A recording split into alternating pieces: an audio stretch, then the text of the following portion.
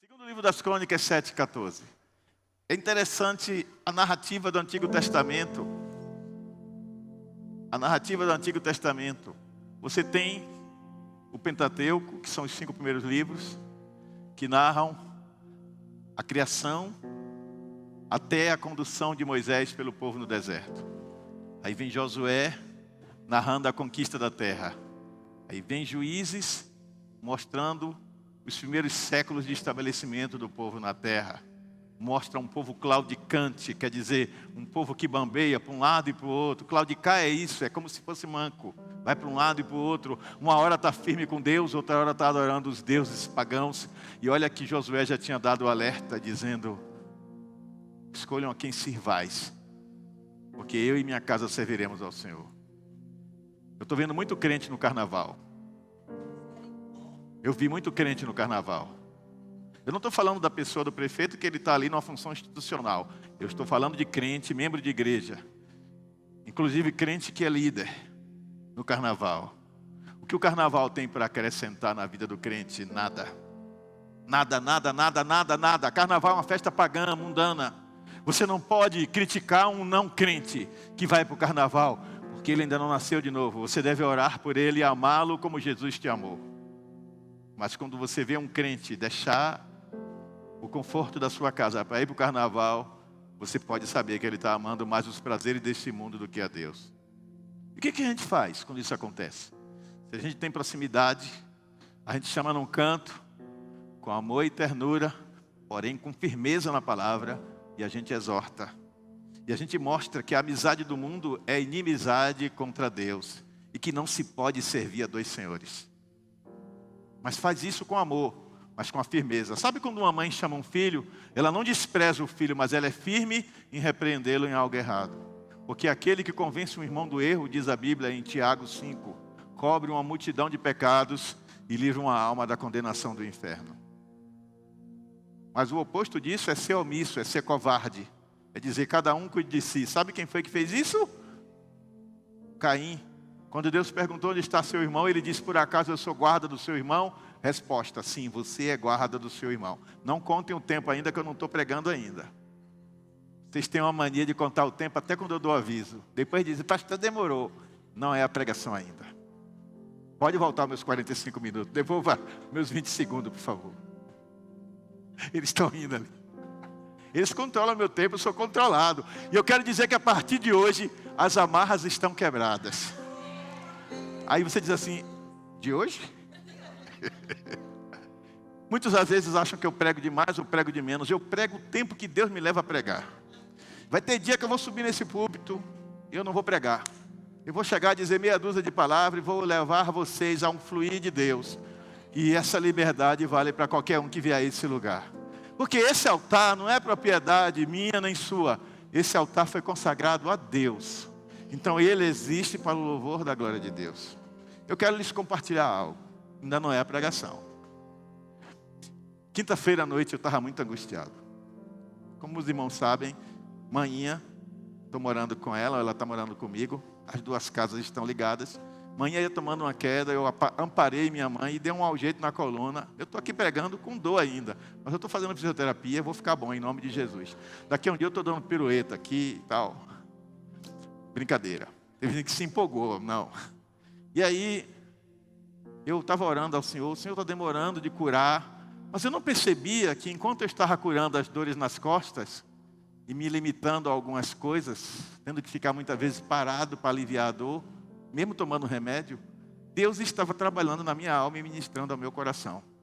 E muitas vezes você está parado pela vontade de Deus, limitado em algumas circunstâncias, e você não tem o discernimento espiritual, que Deus é que está permitindo aquilo. A Bíblia diz que há tempo para todo propósito debaixo do céu. Então há tempo de se mover e há tempo de ficar parado. E nesse meu tempo de ficar parado, Deus tem me levado a meditar. E tem trabalhado aqui dentro. E quinta-feira à noite eu estava angustiado. E o que é que o crente faz quando está angustiado? Sai pela rua gritando e arrancando os cabelos, não é isso? Não.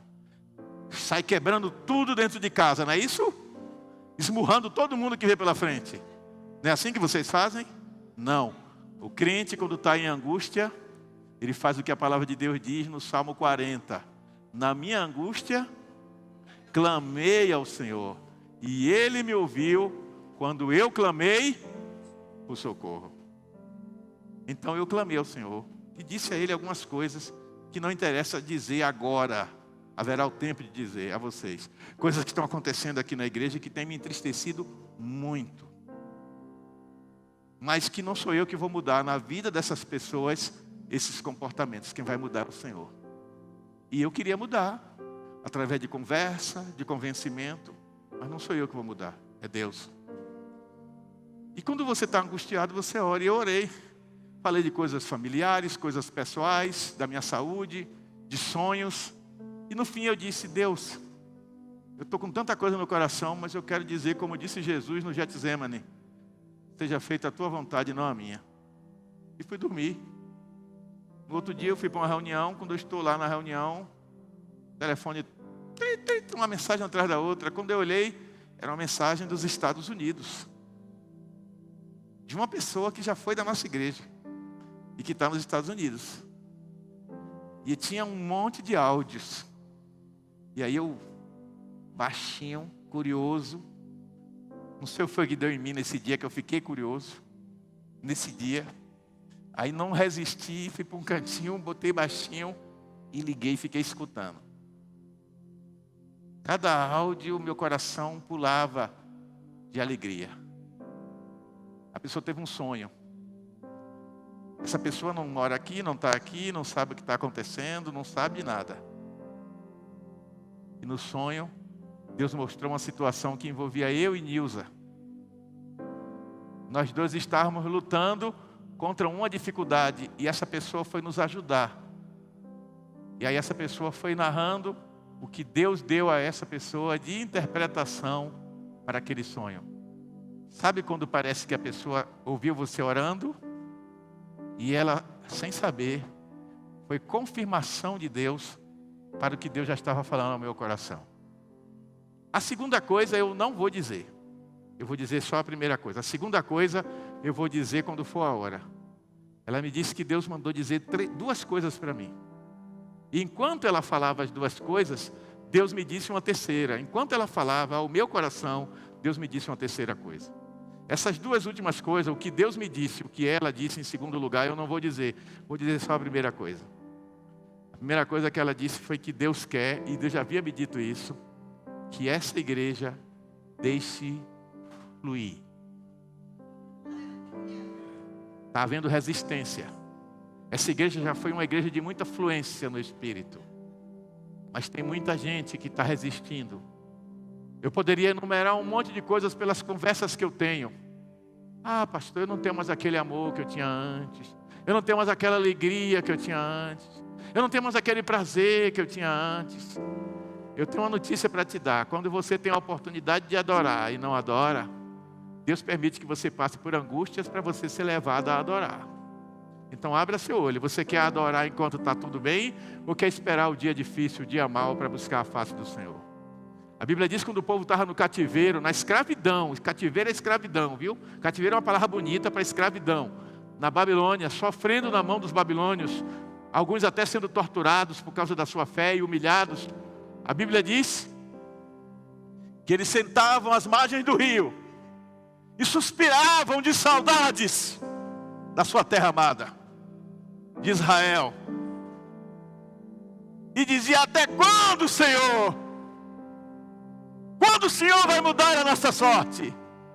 Até que chegou o dia que Deus, depois de 70 anos, levantou um rei. Deus levantou um rei improvável, porque Deus levanta o improvável.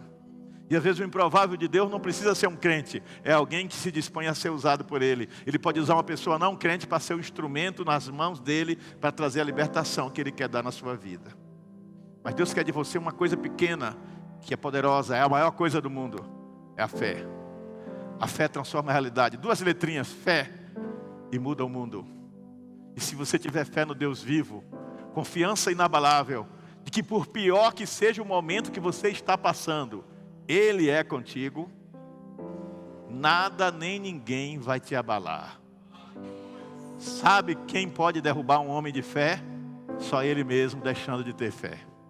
Ninguém mais. Um homem de fé, uma mulher de fé, é alguém inabalável. Vem aqui, ligeirinho Leonardo, por favor. Leonardo, eu te dou 80 mil reais, que eu não tenho. Vendo meu carro, vendo a mulher, vendo as ovelhas. Suba aqui. Eu te dou 80 mil reais, se você der uma pesada de roubar aquela coluna ali. Derrube aquela coluna. Dê uma pesada lá agora, assim, bem forte. Vá, pode ir lá, eu estou mandando, vá. Dá aí uma pesada forte. Pode dar outra. Alguém quer disputar para ver se consegue? Obrigado, Leonardo. Você é uma bênção. Dá um abraço aqui. Ó. Esse menino é uma bênção de Deus. Humilde, discreto. Eu cheguei aqui, gente. Eu não consegui me dobrar. Mas não estou ficando velho, não. Viu? É porque deu jeito. Viu, Gracinha? Gracinha aniversariante. Deus te abençoe. Ontem ficou mais nova, né? Eu cheguei aqui, eu não consegui me dobrar para dar o nó no sapato.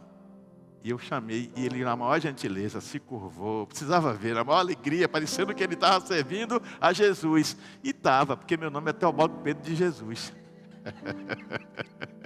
E aí, ele amarrou meu sapato. Deus te abençoe. Se um copo d'água multiplica a bênção, imagine amarrar o sapato do pastor. Você está rico, velho.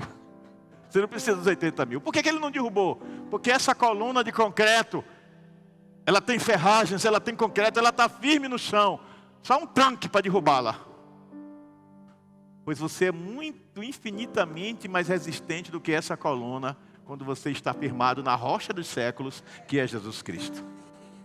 Eu te desafio a viver pela fé. Curva a sua cabeça. Querido Deus, esta é uma noite especial, que inaugura um novo tempo na vida de muitos irmãos. Faz deste lugar o que quiseres. Que o teu fluir, a partir de agora, seja mais poderoso, Pai. Mais livre no meio de nós. Para a glória de Jesus Cristo. Amém. Quem diz amém? 2 Crônicas, capítulo 7, versículo 14, né?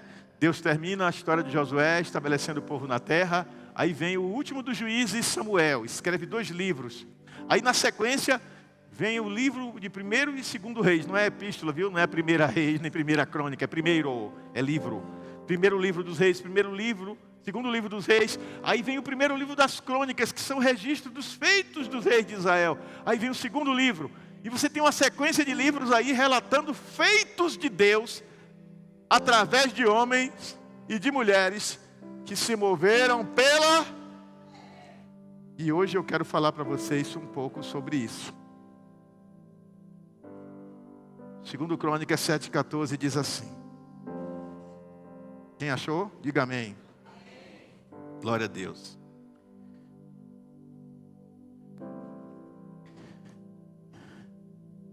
Já jogou o versículo? Se o meu povo, repita comigo, se o meu povo, que se chama pelo meu nome, se humilhar e orar, e buscar a minha face, e se afastar dos seus maus caminhos, dos céus, eu o ouvirei, perdoarei o seu pecado e sararei a sua terra. Salomão estava inaugurando o templo dedicado a Deus. Deus diz: o que é que você quer, Salomão? Você fez esse templo para mim. Você quer riqueza? Você quer poder? Você quer fama? Você quer glória? O que é que você quer? Ele disse: eu só quero sabedoria, Senhor, para governar o teu povo. Então o Senhor se alegrou com aquilo e disse: porque você me pediu sabedoria e não riqueza, nem poder, nem fama e nem glória, eu te darei a sabedoria que você me pediu e todas essas coisas. Deus tem muito mais do que você espera para te dar. Pode contar o tempo, irmão, agora. O bichinho ficou acanhado ali, pode contar o tempo. Deus tem muito mais para te dar. A mensagem de hoje tem como título: humilhe-se para adorar verdadeiramente. Quem pode repetir? A verdadeira adoração, como disse a irmã no sonho, e confirmou o que Deus falou no meu coração, ela vai além do ritual e da liturgia. O ritual e a liturgia estão errados? Não. Mas se você ficar preso a eles, você não deixa o fluir de Deus. A Bíblia diz que quando a arca estava sendo transportada por Davi com os sacerdotes, Davi ia adiante deles dançando. E Davi foi envolto na glória da presença do Espírito Santo de tal forma que ele ficou desnudo. E Davi se alegrou e dançou, desculpem, na presença de Deus. E quando a princesa Mical, filha de Saul, mulher de Davi, contemplou, ela sentiu raiva, desprezo. Ela desprezou o seu marido. Ela desprezou o homem que estava adorando a Deus em espírito e em verdade. E como castigo, ela ficou estéril. E ela nunca teve filhos. Tem muitas pessoas que estão estéreis. Estéreis nos sentimentos. Estéreis nos relacionamentos. Estéreis para tudo na vida. São pessoas que se esforçam e nada produzem. Porque elas não colocaram a adoração ao Senhor em primeiro lugar. E a adoração ao Senhor, ela leva você à presença de Deus. E a presença é o que tem de mais importante na vida do crente. Porque a presença faz com que você tenha a experiência da intimidade. E é pela experiência da intimidade que Deus se revela a você como Ele de fato é. E quando você percebe quem Deus de fato é, você entende o que Ele quer de você. Existe uma música famosa que diz: o que Deus está querendo de mim, o que Ele está querendo de você é que você o adore. Jesus Cristo disse que o Pai procura adoradores que o adorem. Então o Senhor virou para Salomão e disse: olha, Salomão, eu tenho uma coisa para te dizer. Eu quero abençoar essa terra chamada Israel. Eu quero abençoar esse povo chamado povo de Deus. Eu quero de fato ser o Deus desse povo. Mas esse povo precisa dar alguns passos. Primeiro, pode botar o versículo de novo, por favor, irmão? Pode botar o versículo, por gentileza. Deus disse: primeiro, eu quero que esse povo se humilhe. Humilhar-se é descer ao pó. É se reduzir a nada na presença de Deus. É reconhecer a sua soberania, a sua grandeza. Que Ele é tudo. E diante dEle nós somos nada. Mas nele somos tudo. Porque quando Ele que é tudo em nós, então o tudo dEle se manifesta através de nós. E então a glória já não é nossa. De quem é a glória? É dEle. Estão raciocinando comigo? Estão me acompanhando? Você chega diante dEle, se desnuda e diz: eu sou um nada. E Ele diz: por você dizer que é um nada, se esvaziar do seu tudo, do que é tudo para você, e se esvaziar, o seu espaço vazio agora vai ser ocupado por mim, que sou o tudo. E eu que sou o tudo vou preencher o nada que existe dentro de você. E quando eu que sou o tudo me torno parte do seu nada, então você passa a ser tudo em mim. E então tudo você poderá em mim, porque eu fortalecerei você. É essa compreensão espiritual que muitos crentes ainda não têm. É por isso que muitos crentes perdem a fé, perdem a razão espiritual, o propósito, o sentido da existência em Deus, se esfria. Não quer mais adorar, não quer mais curvar os joelhos e orar, não busca mais a face do Senhor, se acostuma com o pecado, não confessa mais pecado, não se humilha, não desce à sua presença. Mas o Senhor faz uma promessa: se esse povo que se chama pelo meu nome, em primeiro lugar, se humilhar, se prostrar, descer à minha presença e orar. Orar é abrir a boca e falar.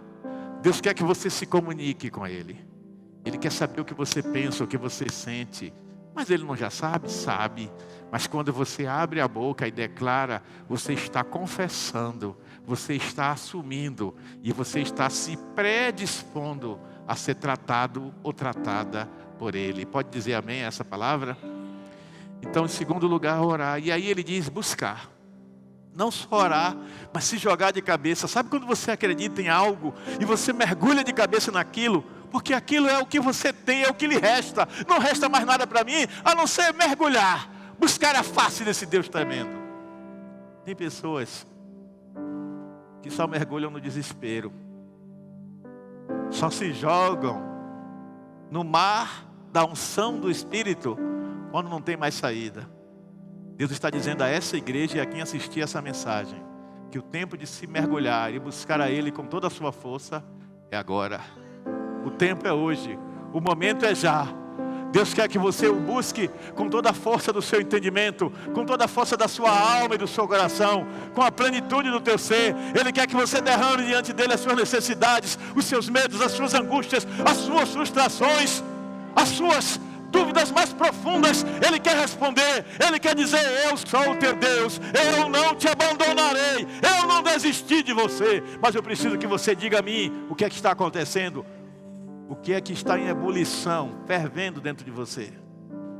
Porque quando você fala, você projeta a cura, e quando a cura é projetada no mundo do Espírito, o seu Deus te leva ao próximo passo, que é a conversão.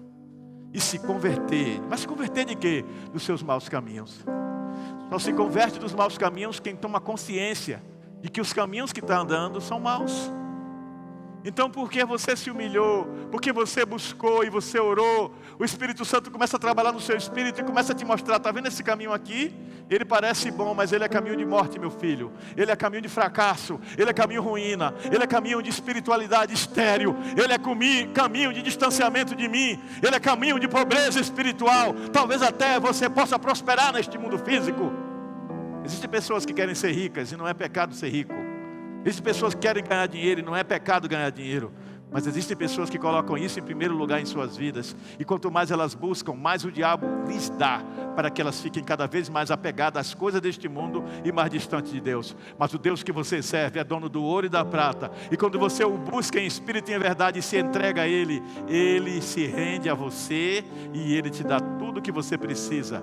Não te dá tudo o que você quer, mas te dá o que você precisa. Então Ele está dizendo: se esse povo se humilhar e buscar a minha face, se esse povo se converter dos seus maus caminhos, e conversão é transformação do ser inteiro, mente, sentimento, emoção, vontade, querer, agir. Ele diz: então eu ouvirei. Olha só que interessante. Para Deus começar a te ouvir, tem um processo. Diga para a pessoa do seu lado: tem um processo. Se você não se submete ao processo, Ele não vai te ouvir, você vai orar em vão. Mas aí Ele diz que a primeira coisa que Ele vai te ouvir, lá dos céus, parece distante, mas é conectado pela fé, pela oração, pela intimidade, pela adoração. Ele vai te ouvir. E então, Ele diz: eu em primeiro lugar vou perdoar os seus pecados. Porque quando Ele perdoa os pecados, Ele elimina a culpa. E quando Ele elimina a culpa, Ele elimina a consequência da culpa. E a consequência da culpa é a maldição do diabo sobre a vida dos que não andam em retidão com o Senhor. Seja em que área for, Deus quer perdoar os seus pecados e te mostrar um novo caminho, um novo e maravilhoso caminho. E quando Ele te mostrar esse novo e maravilhoso caminho, Ele vai sarar a sua terra. Sabe onde é a sua terra? É o seu ser interior. Hoje eu estava ouvindo uma mensagem que mexeu muito comigo, quando a irmã falava sobre a pessoa que vive nesse mundo em busca de validação. Eu preguei outro dia sobre isso aqui. Buscar validação é buscar reconhecimento, é querer que o outro nos aplauda, que o outro nos reconheça, que o outro nos valorize, que o outro diga: olha, Daniel, você tocou muito bem hoje. Olha, Joninha está tocando cada dia melhor. Você viu, fui elogiado. Meu Deus, que pregação foi aquela. O pastor foi usado por Deus. Você viu, Nilza? O povo gostou da minha pregação. Ô, pastora Cláudia, como você foi usado no louvor. Que bom, estão gostando do meu louvor. Quando você tem uma alma educada erradamente, a depender da validação externa do outro, para se dar valor, e essa validação não vem, e o diabo sabe que você precisa da validação externa para ser reconhecido, o diabo vai colocar pessoas em seu caminho que vão invalidar o que você faz, que vão criticar o que você faz. E porque a sua alma está credenciada para viver a validação, você não tem esse nível de intimidade com o seu Senhor, então você desaba internamente. Você se sente menos que um nada. Você se sente desmotivado a fazer o que faz, a se entregar ao que você se entrega. Foco na mensagem. Prestem atenção na mensagem. Depois conversam. Foco na mensagem. Deus está falando com cada um individualmente. Não se distraiam. Quando eu preciso do reconhecimento do outro, eu vivo em função disso. O marido precisa que a esposa o reconheça, a esposa precisa que o marido o reconheça, os filhos precisam que o pai o aplauda, os pais precisam que os filhos digam: ó, que pais maravilhosos. O pastor precisa do reconhecimento das ovelhas, as ovelhas do reconhecimento do pastor, os irmãos uns dos outros esperando validação. É bom ser reconhecido? É bom ser louvado? É bom ser aplaudido? É bom ser incentivado? Não é pecado fazer isso. É até bom você reconhecer o valor do outro, mostra que você está honrando, e honrar é muito bom. Mas quando você vive em função da busca dessa honra humana, você se torna dependente disso. E todo ser que é dependente, ele é submisso àquilo, ele é escravo, e o diabo sabe. Mas quando você desenvolve esse nível de intimidade com o Espírito, esse nível de busca da presença de Deus, do derramar do Espírito Santo em sua vida, para que a validação venha do Senhor e não das pessoas, algo extraordinário acontece. Quando você se derrama na presença dEle, Ele se manifesta no seu espírito de uma maneira tal que você não precisa mais que ninguém diga que foi bom ou ruim. Já não importa se alguém vai lhe criticar ou não. Se quem canta cantou desafinado, reconheça que cantou desafinado, mas na sua desafinação Deus usou você. Se quem toca errou as notas, você errando as notas, Deus te usou. Se quem dança errou os passos, não importa, Deus te usou. Se quem ora ou prega falou palavras erradas, errou a gramática, não importa, Deus te usou do mesmo jeito. E de repente a validação que importa é a de Deus, que tudo vê, que vê as intenções secretas do coração. Não quer dizer que aquele que fala errado não busque falar correto, aquele que canta errado não busque aprimorar a técnica, aquele que toca ou dança também não busque se aperfeiçoar. Para Deus temos que sempre buscar o melhor, amém? Mas quer dizer que essa não é a coisa principal. É importante, mas não é a principal. Mas eu quero ser reconhecido porque dancei bem, porque cantei bem, porque toquei bem, porque fiz isso bem, fiz aquilo bem, porque eu falo bonito. Não busque a validação dos homens, busque a validação de Deus. A mensagem vai ficar para domingo que vem. Nós vamos orar agora e vamos ter a ceia.